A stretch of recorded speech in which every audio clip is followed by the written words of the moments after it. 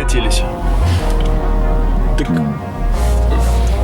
И всем снова здравствуйте. Сегодня солнечно, и это Майами-Сити. И с вами Егор и Игорь, и мы катаемся на машине. Включи мне интернет. Сейчас я включу интернет. У нас, короче, тут проблемы с электричеством. Вот, все разрядилось. Мы из подполья с вами. Коронавирус, все дела.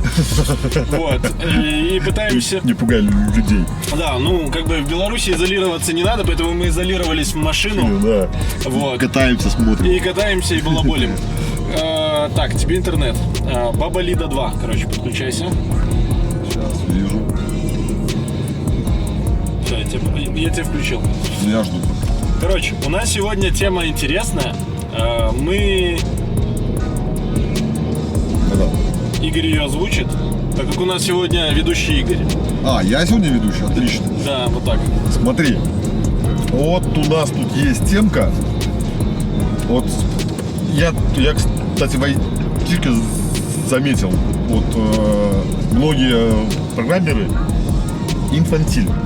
Что такое инфантильность? А вот я сейчас, вот, чтобы не тут наводить тебя на плетень, загуглю. Я не люблю эти слова, которые, знаешь, люди такие, я знаю... Кидают, да. Не, типа, я знаю много слов, значение которых ты, возможно, не знаешь, и я буду ими кидаться. Ты такой, ой, ай.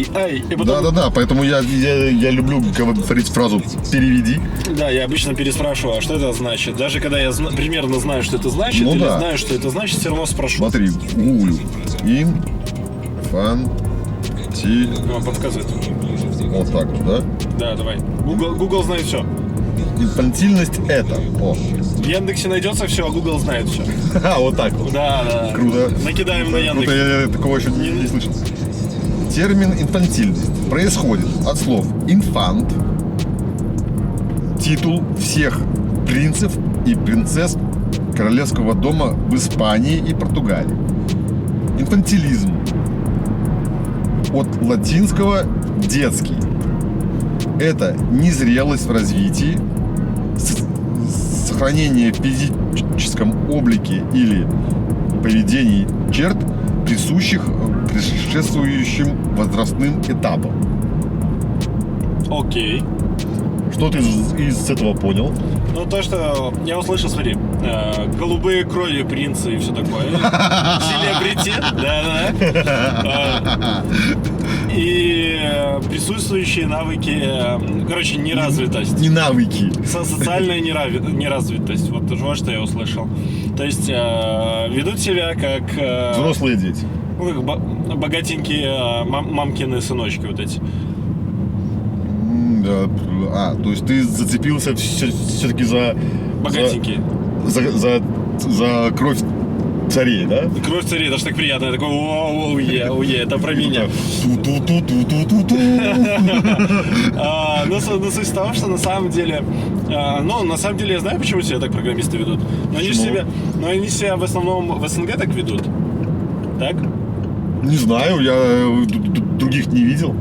Ну, есть мемы из Силиконовой долины, из там мест, где прям программисты в золоте катаются, но, насколько я знаю, сильно в золоте они не катаются. Мы недавно обсуждали, они все равно зарабатывают больше, чем другие профессии, даже там условно в Голландии. Но если ты там врач или еще что-то, то зарабатываешь все равно больше, да? То есть есть профессии классические, которые приносят... Для меня это нормально. Да, директор завода там какого-нибудь в нормальной стране зарабатывает все равно больше, чем программист.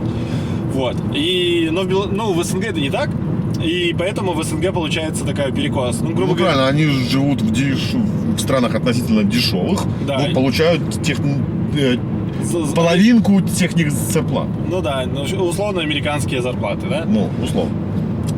Короче, к чему это приводит, да? То есть давай мы тебе вот так сделаем, а тут бликуешь, что ли. Давай вот так сделаем. Небо. Только я ничего не вижу. Так вот так сделай. Вот. Почему так происходит, на самом деле? Вот эта инфантильность, да? Самый главный вопрос. Ну, смотри. Представим ситуацию. Я вот такой вот условный Егор, да? Сижу в трусах, да, дома. Ем гречку. Отлично. Настукиваю клавишами на ноутбуке что-то. И я все равно зарабатываю больше, чем чувак, который оделся в костюм, отточил манеры, пошел в какой-нибудь H&M и продал там 3 байки, да? Ну.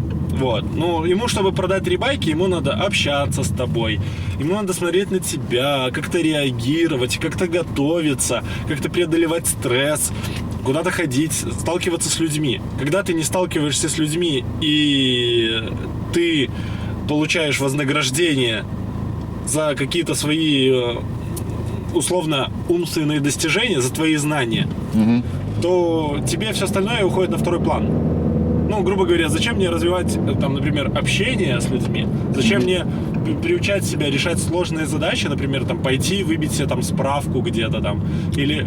Ну, смотри, для тебя это сложная задача, а для кого-то это нормально. То есть Ну, это даже не задача. Да, не задача пойти там отстоять свои права, пойти там еще что-то. Но для программистов, которые, в принципе, у них нет времени эти навыки развивать. Зачем? Ты сидишь, читаешь книжку, вот, читаешь книжку, читаешь документацию, решаешь какую-то задачу, переписываешься в телеге. Тебе за это кидают вознаграждение, которое прям тебе позволяет дальше сидеть читать книжку и, в принципе, решать все свои проблемы просто деньгами. Пришел такой, типа, реши мне задачу, и все, и пошел.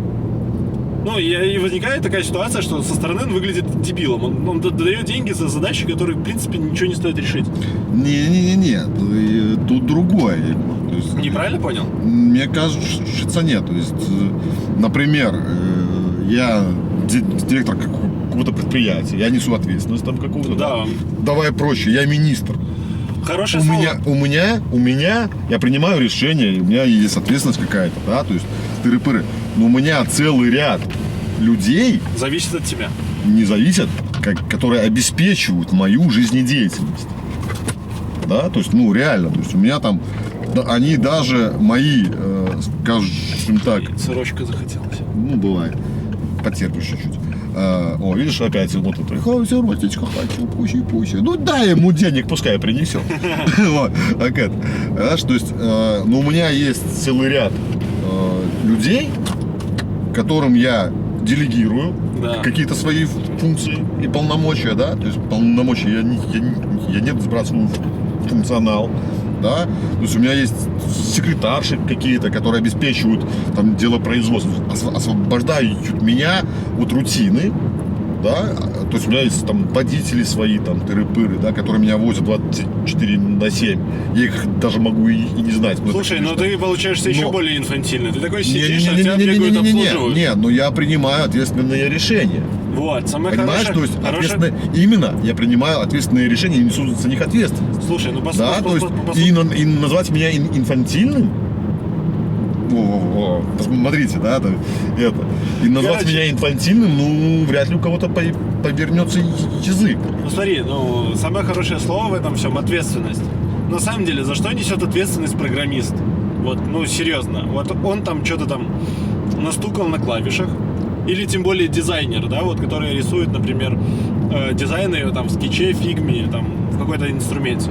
А за что он несет ответственность? Ну, он нарисовал плохой дизайн. Ну и что? Как ты его оценивать будешь? Никак. Код как ты оценивать будешь? Ну, там, почитаешь. Ой, не по стандартам. Или ой-ой-ой. То есть, реально... Ну, по факту работает, не работает. Ну, оно может как-то работать, да? То есть, не факт, что оно работает мега хорошо, без ошибок или еще что-то. Ответственность возникает, если ты делаешь, например, какой-то там аппарат для сердца, там, для дыхания. Ну, да. Ну, там, ошибка выскочила, человек умер, вот.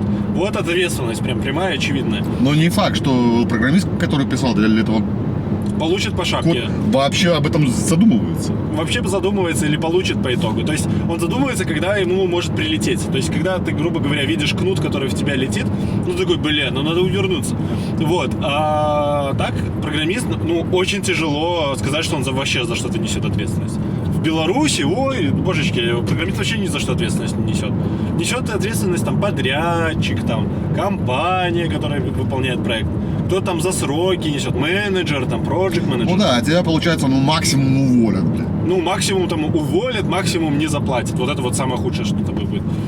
Ну, тебя еще могут уволить и заплатить. Вот это, типа, ну и ладно. Ну, как бы пойдешь новую работу найдешь. Типа скажут, ай-яй-яй-яй. Ну и что? Ну, как бы в таких условиях, ну, божечки, какие у тебя социальные там навыки, какие у тебя там принятие решений, ответственность? У тебя вообще не возникает никогда желания брать на себя ответственность. Зачем? Ну, банальный вопрос, если ты можешь соскочить и кричать «мам, чай», ну, ты будешь кричать «мам, чай» до тех пор, пока тебе будут приносить чай. Ну, логично же, это же удобнее. Надо у кого-то звук выключить. Нет, отлично, да, хорошо. Давай покопаемся дальше, да, то есть, но как эти вот социальная неадаптивность, Ну, да, она выражается в том, что человек не может решать банальные проблемы. к чему она может потом привести в конце концов. То есть ты же, извини, да, за выражение, ты не можешь быть вечно На коне? в тренде. Не можешь. Но на самом деле на текущий момент, как возникает? Ну, есть айтишники, которые успешны. Там Стив Джобс, там Артемий Лебедев, какой-нибудь там еще айтишный блогер, Борода. Ну, короче, какой-то там айтишник, да, условный, который популярный, который на виду у других. Люди же с него... Возможно, или их назвать инфантильными. Ну, посмотри на Артемия Лебедева, там розовые волосы, человеку там под 45, вот, он путешествует, везде рассказывает, как он там легко решает все проблемки, там, может выпендриться, что-то там в Твиттере пошуметь, вот, ну, как бы, он ведет себя как маленький ребенок. Почему? Это на людях, а какой он там в жизни, это же разные вещи. Ну, очевидно же. Вот, как бы понятно все. Но сам факт, что они проецируют этот образ. Люди, которые приходят в профессию, видят этих людей, они могут их воодушевлять, они будут хотеть копировать это поведение. Не факт, что это применяемо, но они будут пытаться его копировать, как-то применять. Ну, есть, да, но я видел в своей жизни, да, то есть, давай так, то есть, когда девчонка, да, ведет себя полной дурой, это не когда то, что она дура. Ну, это то нормально. Есть, ей так жить проще, да? Конечно. И там это понятно и видно, да? То есть, Где Собчак, например, та же лошадь, она себя умную корчит, извини. Ну, она не умную корчит, но судя по тому, как она распоряжается деньгами, она вполне баба не тупая, вот.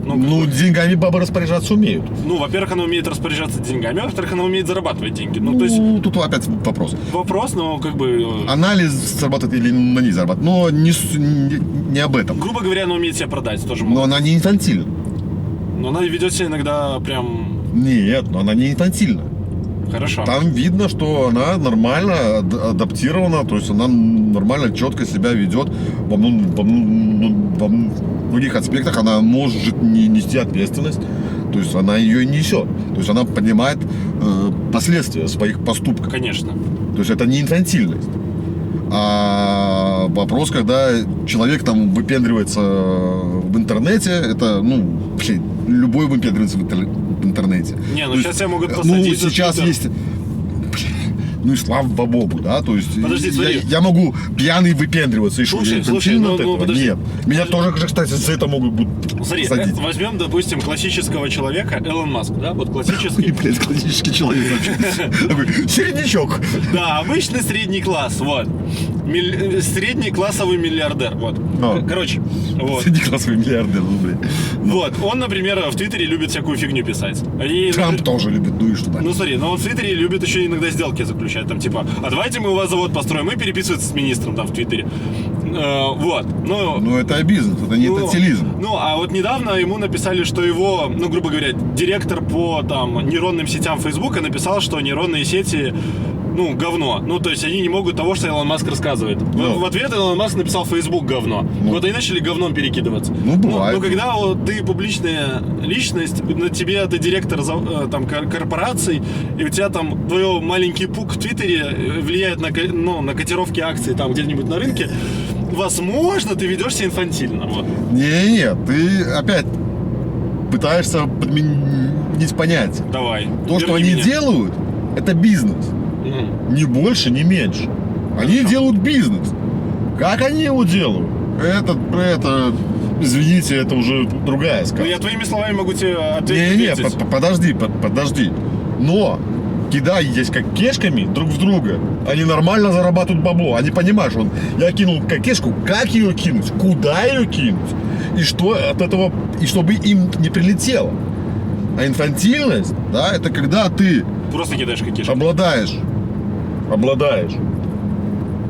возможностями, обладаешь какими-то скажем так, ресурсами сделать что-то.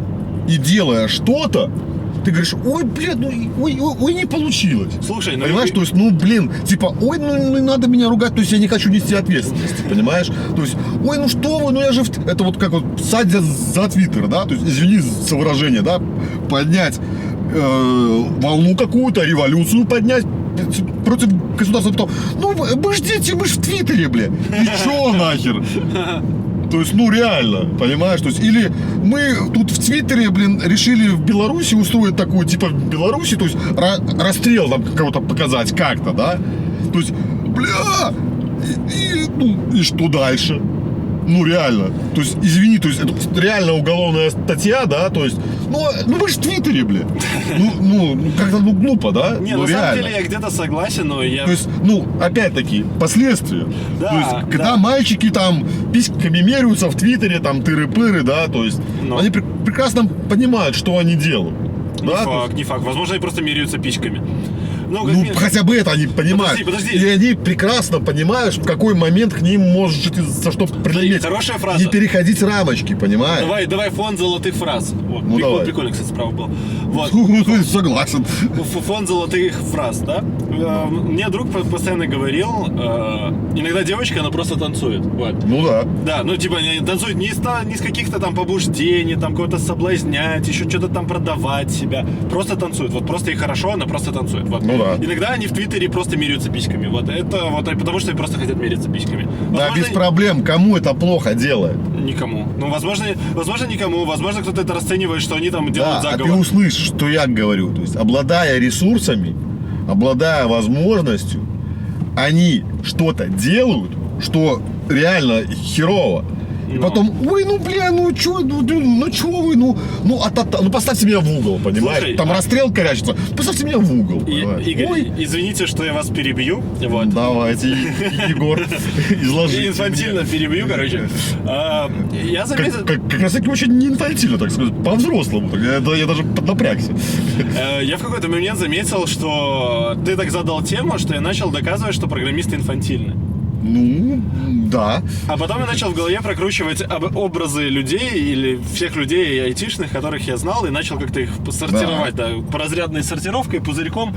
Вот, начал их в голове сортировать и подумал, что большинство программистов, которых я считаю хорошими и классными, они прям крайне спокойные, крайне социальные и крайне не хотят... Асоциальные. Они не хотят никуда лезть, им на все насрать, вот они просто хотят там зажить в своем мирочке. У них есть свои семьи. Да, есть свои семьи, свои дети. настолочки там вот. И у них какой-то такой свой маленький кайфовый мирочек, с кофе посидеть там, пообщаться. Это нормально. Да, вот они такие спокойные. То есть, если взять там условно каких-нибудь СТОшников, которые работают не на СТО, а в гаражах, то вот они примерно такие. Да. В своем там мирочке, про машины все знают, что-то там знают, в айтишечке. Все, никуда не лезет. Вот я их инфантильными не могу назвать. Да, они не инфантильны. Я могу назвать их спокойными. Но есть категория айтишников, их реально меньше, которые, блядь, везде лезут. Да. Они реально есть. У них реально есть ресурсы. И они лезут, потому что они просто кажется, что они могут. Да. И они тоже есть. Да. Их меньше. То есть я бы сказал, их 20% от тех айтишников. Почему они лезут? На самом деле хороший вопрос. И мне как-то одни девочки-маркетологи сказали, они просто не могут не лезть. У них шило в жопе. Вот. Да. Они, возможно, реально скопировали модель поведения с тех айтишников, которые хайпуют. Есть еще такое, назовем, хайп. Конечно. А есть еще такое понятие, что ты как бы где-то должен быть общественное признание, да? То есть да. ты либо... Похвалите меня. Да, ты признан либо в семье, либо там в какой-то там игре в футболе, там в хобби, еще в чем-то. Ты где-то должен быть лучше. На гитхабе, да, ты где-то должен быть такой, тебе говорят, ты прям крутой. То есть если тебе редко говорят крутой за код, то ты будешь хотеть быть крутым за что-то еще. Да. Но когда ты привык, что в коде тебя вот там, максимум скажут, плохой код, то ты себя и в жизни будешь так вести, что тебе вряд ли там прилетит. Ответственность, ты не понимаешь, что такое ответственность. Вот. И поэтому давай я тебе объясню чуть-чуть иначе. Это те люди, которые реально лезут. Инфантильность — это ничто. Да. Это как. Понимаешь, как ты этого добиваешься? То есть ты хочешь стать известным, блядь. Без проблем. У меня не получилось в коде. Пошел поплакался. Пойду кого-нибудь замочу, понимаешь? Потом, ну, бля, у меня же была депрессия, я пошел кого-то замочил, понимаешь? Бля! Вот в чем прикол, понимаешь? Прикинь, вон, смотри, какая усадьба, банька на выбор, офигеть. У них тут прям мирок целый свой. Ну, здесь такой нехилый мирок. Ну, инфантильный, вот. Ну, здесь инфантильных игра. Отдается, смотри, отдается. Он не продается, он отдается. Ты приходишь и говоришь, давай. Позвони, я тебе отдам. Позвони, отдадут. Он скажет, ну, давай, я тебе отдам, ты мне отдам. А ты мне денег отдай. Да. Вот так отдаем. Ну, короче, я думаю, что просто это слабо выраженные социальные навыки, потому что какое-то время, когда им надо было рвать жопу, чтобы быть, ну, чтобы выйти из какого-то своего джунства.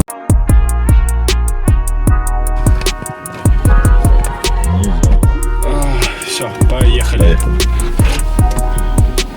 Да, мы подзарядились, машина подзаправлена, камера Настроена, звук настроена и настроен. тоже подзаправлена. Мы поели. Ага. Это было очень вкусно. Если ты пристегнешься, то этот звук не будет нам мешать. Это инфантильный звук. Тебе понравилось это слово. Да, теперь у меня все инфантильно. Мир инфантилен, закат инфантилен, все инфантильно. Смотри, аккуратно так поминать слова. Ты что? Инфозакат, инфантильный закат. Инфозакат это другое чуть-чуть. Короче, на чем мы остановились? Мы остановились на том, что у нас есть знакомый человек в команде, точнее, человек в команде у нас есть, который Инфантилен. я считаю инфантилен. Ты объясняешь, почему я не Слушай, давай вот так. Я вот ехал, размышлял вот от магазина. Вот. на тележке. Да, и задумался, вот, ну, инфантилен, да? Вот как бы ты описал инфантильного человека сам? Своими словами, своими ожиданиями? Вот какое ожидание от тебя? Ну, если коротко, взрослый дядька ведет себя как ребенок. Да. Ну, реально. Да. Ну, вот так вот.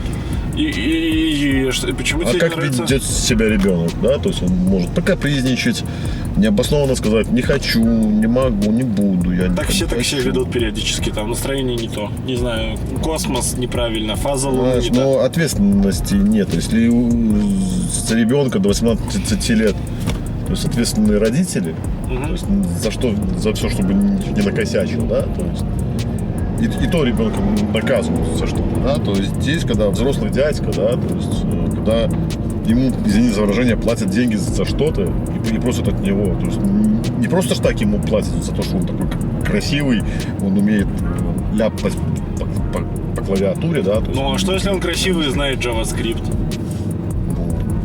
Бузов. Ну, и что дальше? Бузова. Бузова тоже не тупая, но я Не тупая, ну... И я думаю, не инфантильная, я думаю, это у нее образ такой. Не, я понимаю, ну ты сказал, а если Бузова, ну, то же самое, а если Лопата, понимаешь? Ты просишь фишку. Что? Ну, извини. Вот. Вопрос-то в чем, что многие считают, что им платят за работу.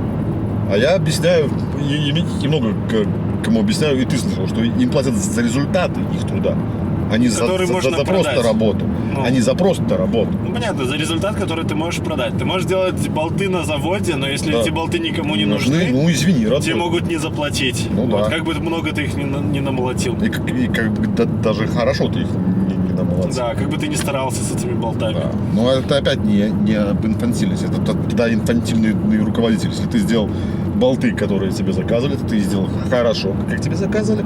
Если ты их сделал вовремя, как тебе заказывали, но кто-то не смог продать, значит, ты-то не инфантилен. Там кто-то Блин, накосячил. я вот не могу. То, возможно, давай инфантильное заменим на какой-нибудь синоним. То есть мне не нравится слово инфантильность, я вот понял. Ребенок. Ну, давай заменим на какой-нибудь тинейджер. Тинейджер это другое. Это возраст, это тинейджер Промежуточный возраст. Это возраст, да, переходной. Поэтому так и относишься.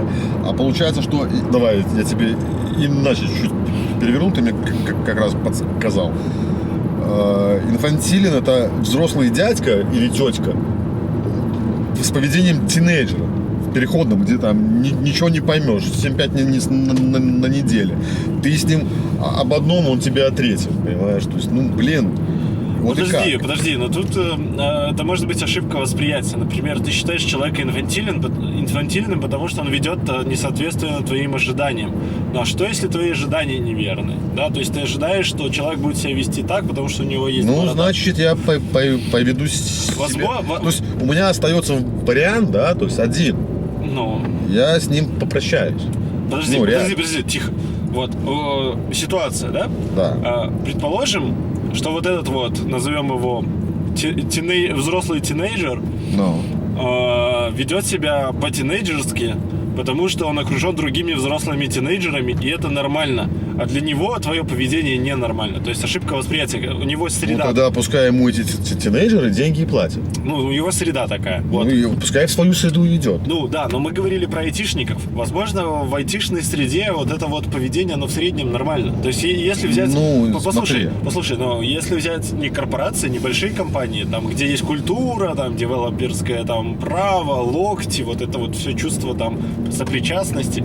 А какие-то, не знаю, там, кулибины, да, вот люди, которые там пилили в гараже какую-нибудь фигню, и эта фигня стала мега востребована. Условные масочки, да, на лицо, вот люди пилили на лицо масочки. Ну, ты знаешь, масочки, там инфантильных граждан, ну, как-то нет. Маловато, да. Ну, то есть, я... Понимаешь, вопрос в чем, что я понимаю, если ты там супер-пупер спец, да, ну, реально. Тебя будут терпеть, да. Тебя потерпят. Ну, не более. Понимаешь? Ну, до тех пор, пока задача не будет решена. И тогда это проблема его восприятия, да, то есть он воспринимает, что потому что он такой гений, что он может себе позволить все, но это заканчивается. Но он тестирует. Возможно, это инфантильность, это попытка протестировать зону, да, ну, грубо говоря, как это сказать? Эти круги... Да. Не-не-не, ну есть же по Фрейду или по кому, там, короче, твоя персональная свобода, вот круг твоей свободы. Рамки, да. Ты тестируешь, насколько вот тебе разрешают выйти рамки и пытаешься... Общественные рамки, да. Ощутить ты постоянно границы. Ощущаешь, да. Ну, возможно, инфантильность — попытка их как раз-таки прощупать и осознать, когда тебя осадят. То есть ты ожидаешь, что тебя осадят, тебя не осаждают, и такой, ну, вот попробуй еще более весь дерзко. Прикол в том, что это именно дети всегда делают. Они всегда ощупывают рамки. Всегда. Дети сами, маленькие, ощупывают рамки в своем сообществе. Да? То есть, когда тинейджеры, те же самые, переходный возраст, да, то есть его все не устраивает, у него там все ломается, у него парадигма ломается, он никому не верит, да, то есть и он в этот момент становится взрослым, он находит те рамки, которые устраивают его и не мешают другим. Да, но проблема в том, что... А вопрос в том, что когда человек какой-либо, мы сейчас не говорим про айтишников, да? Да. То есть мы говорим сейчас про... В целом, да. Когда человек уже взрослый, и от него реально ожидают ответственных решений, то есть ответственности в первую очередь, да, он своим поведением, да, не просто тебя оскорбляет, да, а реально наносит ущерб тебе, не получая, сука, ничего взамен, просто так. Ну, это вообще дебилизм, понимаешь? То есть, и что ты можешь от этого человека ожидать? Ну, давай так, грубо, да? Ты с ним пойдешь в разведку? Да ну нахер! Понимаешь, ты его возьмешь с собой дальше? Да ну нафиг! Ты классный кодер, вот сиди и кодь. Ну да, ты его не будешь продвигать все, никуда. сиди там, и ты к нему подставишь ответственного менеджера. Ну да. Скажешь: парниша, вот твоя карьера начнется здесь. Выживешь, молодец, знаешь, и все. А мне таких людей просто жалко. У них у многих есть потенциал, причем нехилый. И они вот за этой вот непринятием решения, каким-то вот поведением а-ля «я так захотела», да, это не то чтобы психологические проблемы, там, своего хватает, да, всякого. Но сам факт в чем? Что мы, кстати, вот, давай, мы первое, знаем однозначно, что не все айтишники инфантильны, Ну да, это 20% только. что не каждое поведение айтишника, даже какое-то сумасбродное, оно потому что он инфантилен.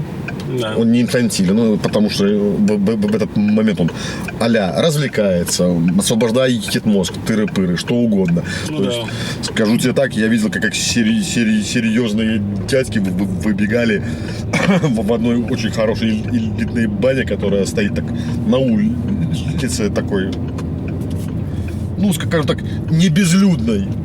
Голы в простынях и бегали, ну, и ничего. Ну да. А некоторые и без простыней. Ну и что дальше? Ну, то есть вопрос-то не в этом. То есть для меня инфантилизм это когда ты просто, реально делаешь нелогичные вещи, которые вредят кому-то. Ну реально. И за которые ты потом удивляешься, почему ты получаешь по голове. И одна фраза, ну я не подумал, я такой, то есть, несерьезно, понимаешь? Ну, это понятно. Именно что несерьезно. Несерьезное отношение к делам. Но, возможно, это несерьезность, это незнание. То есть это у тебя как бы... Ну, незнание закона не освобождает от ответственности. Нет, это понятно. Это с законами, потому что так удобнее. Вот. Но, Это неудобнее, это так и есть. не, ну ты просто банально... Ну не- сейчас человек выезжает вот сюда, вот на встречку, гавкой, говорит, ты виноват, ну и что дальше? Слушай, ну смотри, я когда маленький был, мне мама говорит, Егор, принеси молока. Вы именно в такой формулировке. Егор, Ну. принеси молока. Я пошел в магазин, взял молоко и принес домой. Ну. Мне не сказали, что надо платить. Вот. Согласен, ты ребенок. Ну, мне сказали, я просто не знал другого поведения. Мне сказали, вот молоко. я его взял. Согласен, тебе сколько лет было? Ну, лет 8. Ну, Егор, без проблем, я тебе сейчас скажу, Егор, принеси молока, ты что сделаешь? То же самое? Ну, сейчас у меня уже есть наслоение вот этого, что надо Правильно. платить. Ну, технически я могу и просто принести молока. Вот. Технически да. Да. Но последствия будут другими, Егор. Когда ты там был маленький, тебе сказали, маме вы сказали, ай-яй-яй, маме, не Да, тебе. и мама Мама бы меня- сказала, ай-яй-яй, ты бы сказал, ну, мама, ты же сказала принеси, ты не сказала купи. Она Ну. сказала, наверное, отмазался. Понимаешь? А когда ты бы пришел, взял молоко, пошел бы к маме, и пришли бы дяди-милиционеры и сказали, молодой человек, а за молочко бы как-то не желаете 15 суточек? Это что, мне мама сказала. Они сказали, так, женщина, отойдите. У молодого человека есть паспорт, будьте любезны. Вперед. Ну, смотри. А знаешь этот закон или нет, всем пофиг. Слушай, ну смотри, давай вторая ситуация. Давай. Например, программисты часто едят чипсы там за этим, да? Ну, Да. то есть, грубо говоря, он такой, типа, ест, там, не знаю, шоколадками весь обмазан, Ну. вот он такой работает и ест вот это вот Ну. поедание всего за компом. Да. Но он может не догадываться, что, например, ему в голову никогда не придет, что какой-то инвестор из какой-то большой компании приехал, а у него в той большой компании так не принято. И у них в компании все за рабочим столом только работают, они все в рубашках такие. И вот он такой, блин, ну это какие-то свиньи, несерьезные люди, и вот он не дает инвестиций. И как бы тебе прибегает директор и говорит, ты инфантилен, ты не знал, что так нельзя. Надо не есть на рабочем месте. Плохой пример. Ну, плохой пример, но он показывает то, что ты просто можешь не знать, и твои ожидания и ожидания других людей не совпадают. Еще раз, когда ты, то есть ожидания, ты ты пытаешься перекрутиться. Ну, конечно, но просто у тебя есть, Но у тебя вопрос- есть ожидания, и у человека есть ожидания, и они разные просто, потому что Без у вас проблем. разный опыт, разное настроение. А теперь давай я тебе объясню. Ну, И ты присутствовал. надвинь вот так. Если я отзеркалю Давай, отзеркаливай. его поведение Кого? инфантильного человека, Да, в него. у него есть ожидание, что я ему должен заплатить денег. Я говорю, ой, извини, я как-то не подумал. Ну и что дальше? Какие деньги? Какие деньги? Ну и что дальше? Ну, То есть он же обидится? ну да. А я скажу, братуха, я не подумал, что тебе надо сказать, Что я не заплачу.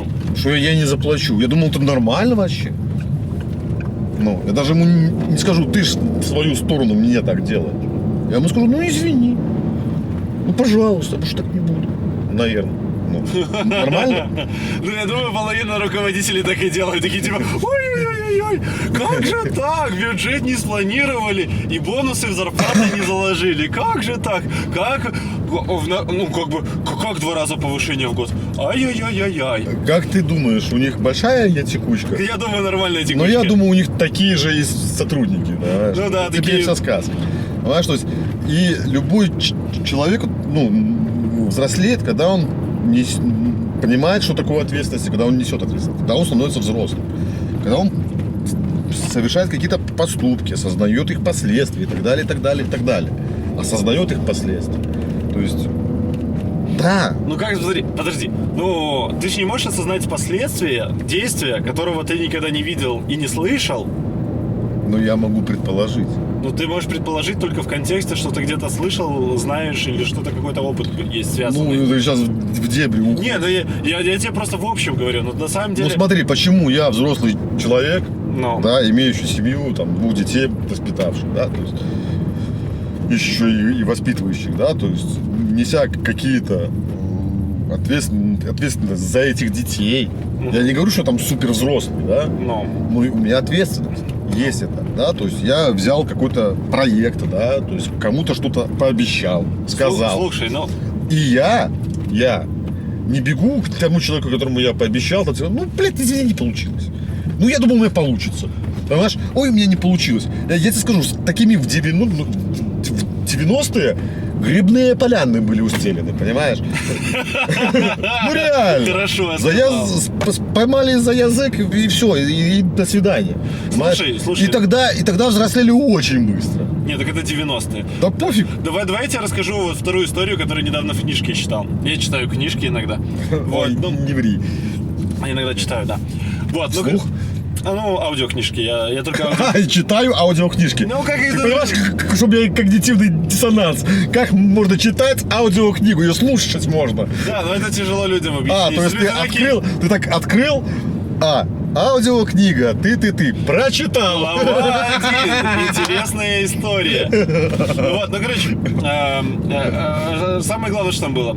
На самом деле, ты же понимаешь, что сейчас вырос кластер людей, которые, ну, знаешь, они там читают лекции Стива Джобса там в Гарвард, в университете какие-то, слушают там, не знаю, этого Марка Цукерберга, мотивируются чем-нибудь, балмеровские речи, вот эти вот люди, которые такие успешный успех. Ричард Брэнсон, вот это вот вся фигня. Вот. И, ну, мысли позитивно, вот знаешь, вот эти, которые не признают ошибок, они всегда на позитиве, у них всегда все хорошо. Неудача — это тоже успех, вот это вот. Они прям максимально уверены в себе. Вот. И они такие приходят и на тебя проецируют этот успех и говорят: да дело выгорит, давай нам $1 миллион. Ты даешь ему $1 миллион, он его проебал. Приходит через месяц и говорит: ну блин, ну так получилось, извини, но сейчас вот другое дело, гораздо лучше, только нужно $2 миллиона, чтобы отдать за $1 миллион. Вот, Ты сейчас про Маска? Не, ну и про Маску в том числе. Ну, короче, реально вырос кластер людей, которые реально не признают и не видят в упор вот так вот. Да, Егор, Ну, это все порождение вот этих ты мотивационных... ходил мотивированный, бля, к инвесторам. Ходил? И что? Ты такой мотивированный весь, такой Бэтмен. К инвесторам ходил? Конечно. Сколько эти инвестора дали денег? Ну, тот максимум, который у нас был, это $2,5 миллиона нам предлагали. Предлагали, Да. Но мы не взяли. Ну да. Ну да, потому что мы такие, ну, $2 миллиона, ну, что мы с ними делать будем? Вот. Я тебе скажу, Это другая почему история. мы их не взяли. Ну, это другая история, да. Потому что я понимал, кому придется в лес ехать, блин. У меня были другие планы на этот год. На грибную поляну. На этот год у меня были другие планы. Но другой нюанс, да, что инвестор бывает тоже глупый и инфантильный. Если вы сошлись вдруг, ну это... Слушай, у кого-то стало больше денег, но не у вас, понимаешь? ну если у тебя часы с алмазами такие по радиусу, там, 36 алмазиков, Ну и что? вот, ну и ты достаточно инфантильный, чтобы дать денег. Ну и что дальше? Ну, Давай дальше. Надо же брать. Ну, так ты понимаешь, что ты их дал, и И, ну, такой, типа, ну, не получилось. Ну и дальше, ну я ж просто дал. Я ж просто взял. Это ж мои деньги. Хочу даю, хочу нет. Дай следующему еще, что ты. Ну, еще 2 придут, еще 2 дай, ну, какие проблемы. Дом продай, отдай. Это ж радостно, ну, в чем, это ж весело. Ну, да, весело, конечно. Вперед. Ну, у кого-то стало больше, у кого-то меньше, но это же экономика, все дела. Ну, только потом не жалуйся. Ну, да. Вот реально. Только потом не жалуйся. Так вот, инфантильность, это когда он так делает, ему весело, классно, а потом он жалуется. Ну вот. Его обманули, его кинули, понимаешь? Вот. А так это же ожидание, Егор. Это ожидание. Опять, Да, я работа с тебе ожиданием. возвращаю ожидание. Да. То есть, как так получилось? Я же ожидал, мне должны. Ну, извини, родной. Ты ожидал то, да я ожидал другое. Ну и что Ну, поделать? ты ожидал, но не делал. Или ожидал, но мешал. Ожидал, но ломал. Ну, короче, когда ты, типа, хочешь, но делаешь наоборот. Нет, ты просто хочешь. Блин, какой дом красивый. Ну да. Надо брать. Прям вот, знаешь, как вот эта сказка, вот должна тут красная шапочка жить. И такой серый волк. Такой, А вот и серый волк. маленькая усадебка для волка такая. Да, волка, да. Вот. Давай. Можешь подвинуть. А, Чуть не врезались. бордюр я не успел подвинуть, он его объехал. А. Вот. Так это, понимаешь, то есть ожидание. Понимаешь? Я же тоже от тебя ожидаю, и ты ожидаешь. И почему получается, что то, что ты ожидаешь, должно случиться, а то, что от тебя ожидают, нет. Странно, да? Вот, все, мы теперь подвели итоги. Ну, грубо говоря, если вы ведете себя непонятно, и другие люди от вас ожидают, ну, немножко другого, ну, возможно, вам стоит проговорить друг другу ожидания, чтобы понимать, что от вас ожидают. И не удивляйтесь, что ваши ожидания Отличаются. как-то, блин, не совпадают с реалью. Да, ваши ожидания, то, что от вас ожидают, то, что вас... Ну, тут вообще дома красивые, надо брать. Надо брать. Вот, ну, короче, думайте о том, что делаете, общайтесь с людьми, постарайтесь получать обратную связь. Ну, то есть же еще эти люди-нарциссы, которые ходят такие, типа, хо-хо-хо, я красив, я там жесты, вот эти позы власти, вот это вот все. Я так люблю на это рассматривать, на самом За деле. власти. Не, ну, типа, вот так вот сядут, там еще так, типа, братишка, там. Браток. Да, ну это ж позы власти. На это, на картаны такой, да? Не на картону, вот именно. Тоже поза власти, ты что? Или начинают говорить баритоном, такие, типа... Ты сейчас кого это? У меня на работе был товарищ, мы иногда его называли баритон, вот, такой погонял. Он очень серьезно говорил на серьезные темы. И Очень серьезным голосом. очень серьезным голосом. Ну, когда ты по телефону с ним говоришь, ну, вообще прям страшно становится. А потом ты его вживую видишь и такой, ну, как-то Ладно. не соответствует голосу, знаешь, как знаешь, это люди с радио приходят, вот. Ну бывает такое, кстати. И сегодня, вот. И ты такой смотришь на него, и такой маленький человечек шел. И он такой, не прокатил. Да. Вот, и на Полицай. этой... Воу. Вот, и на этой серьезной, веселой ноте... Не на этой. Мы начали с того, что большинство айтишников инфантильны. Не большинство. Говорю четко и ясно. Не большинство. Ну, 20% точно, вот. Ну, короче... Ну, это не большинство. Не большинство, но они делают... Ну, их больше видно, больше слышно, и они формируют ваше мнение. И, кстати, замечу, что инфантильные это где-то лет, которые 25... 27. 29, наверное. 29, да. Те, которые моложе, большинство уже не инфантильные. Те, которые старше, тоже большинство. Ну, это такие люди, которые попали в волну вот этого айтишного успеха. Да. Успешного успеха. Я, кстати, хотел добавить, знаешь что? Что с этими людьми есть тоже особенность. То есть, возможно, вот это вот поведение, оно выработано как полезное. Ну, знаешь, у тебя есть какие-то детские полезные привычки, там, типа, упасть на пол и топать ногами, вот. И тебе говорят, ой, не плачь, держи конфету. Ну да, есть такое беда. Ну, проблема в том, что люди не понимают, что это поведение мешает, ну, позволило им добраться, вот, например, они считают, что это поведение, вот этот паттерн, он полезен, и он их привел там, где они есть, вот, к успешному успеху. Но они хотят, используя ту же модель поведения, прийти на, ну, грубо говоря, они пришли на 2-й, на 3-й уровень. Они хотят подняться на 2-й и на 1-й уровень. ну, им придется либо ломать себя и придумывать новую Ну модель да. поведения, чтобы, потому что она перестает работать. Ну, грубо говоря, там другие ожидания, другие люди, другие деньги, да? То есть, когда ты жонглируешь там сотнями миллионов долларов, вряд ли ты будешь такой, хо-хо-хо, такой, Нет, ты можешь это весело делать. ну, Ричард Брэнсон такой, типа, хо-хо-хо, полечу, короче, на дирижабле. Ну вот, но, скорее всего, нет. Да, там будут более спокойные ребята, которые такие, типа, пошли, поиграем в гольф, порешаем все вопросы. Там вот, ну, как бы, Да, да. А серьезно, не спеша, весело. без такого, типа, погнали бегать в пижамах, вот это вот, без этого Не, всего. погнали бегать в пижамах это потом. Ну, Когда потом. все вопросы порешали, а там дальше дурей как хочешь. Да, ну, Мой миллиард баксов, что хочу, то и делаю, понимаешь? хочу и, короче, продаю всю свою недвижимость, беру все в А аренду. самая прикольная ценность вот этих вот бабла, кстати, заметь, родители золотой молодежи бабло не раскидывают, они его зарабатывают, они и знают ему цену. Родители золотой молодежи. Да, а вот золотая молодежь, если там, Ну, так а ты хоть копейку заработал? Конечно, я помыл посуду, мне папа дал 10 косарей. Я, кстати, думаю, что, ну, есть же две параллели. Ну, есть родители золотой молодежи, которые в попку дуют. Ну, которые такие, о, А солнышко. есть иначе, да. А есть, которые жестко такие, идти в жопу, вот, ну, хрен тебе, они там миллион Ну, не долларов. жестко, но Ну, достаточно жестко. нормально. То есть прикол в том, что большинство, кстати, вот так называемой золотой молодежи, Золотая молодежь, я повторюсь, для Беларуси это 12 тысяч долларов в месяц и 16 они могут потратить в легкую в месяц. Вот, это золотая молодежь. Если у вас там, не заработав ни копейки. ну, грубо говоря, у них может быть там, не знаю, сеть кальянных, еще что-нибудь. Ну, просто такая, типа, папа подарил сеть кальянных. Вот. Типа вот оттуда тебе будут приносить деньги. Да, не проеби. Хватит у меня из 50 сейф.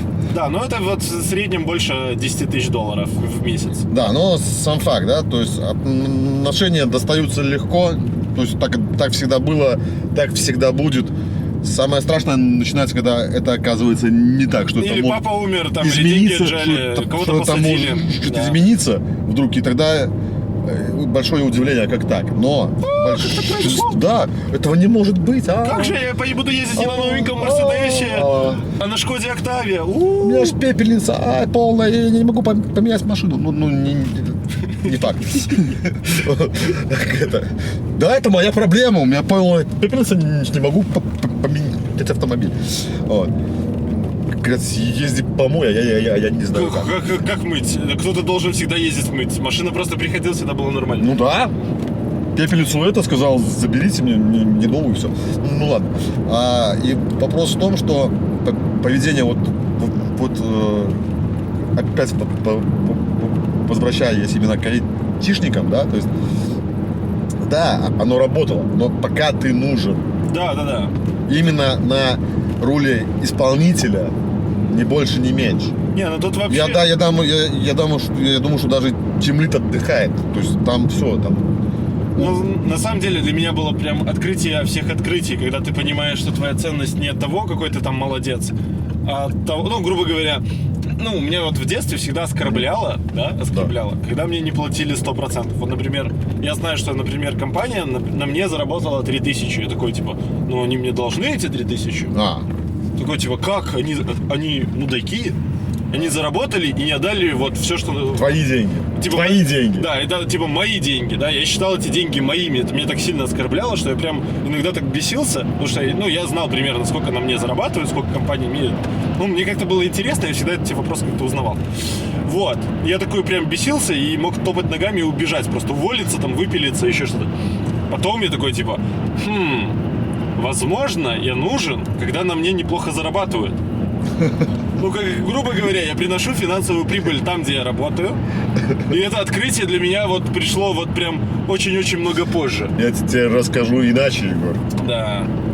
Смотри, ты ведешь прямую математику, просто вот детская задачка. Ну, блядь, все гораздо сложней.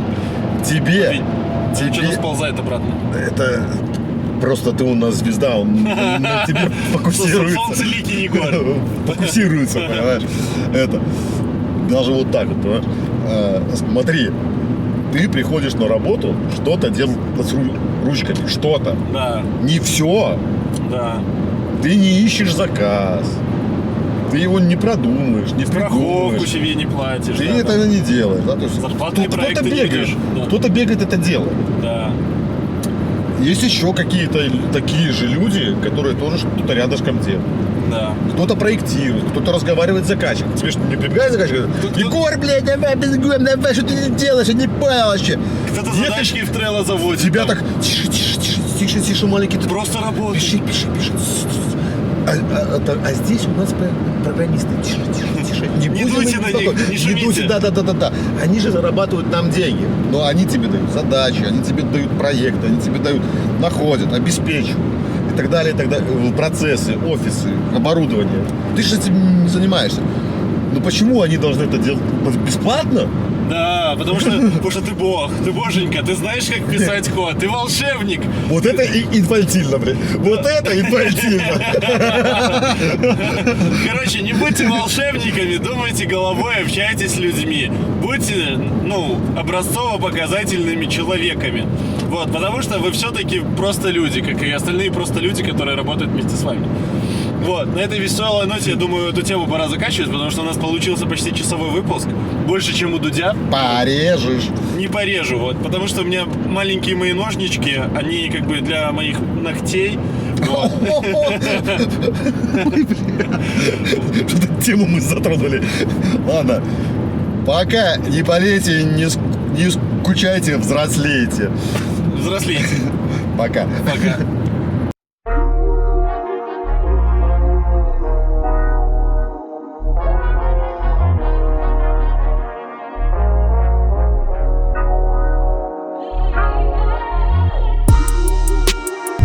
Да-да-да-да-да. Нам надо зарядить телефон. Наша камера немножко устала. Говорит, дай-ка, Егор, отдохнем. Вот, на этой веселой ноте мы сделаем паузу. Будет, выпуск из 2 частей. И мы заодно попьем кофейку. Бля, сейчас мы хрен попьем кофейку. Я тебе сейчас покажу. Окей. Всем Пока-пока. Счастливо.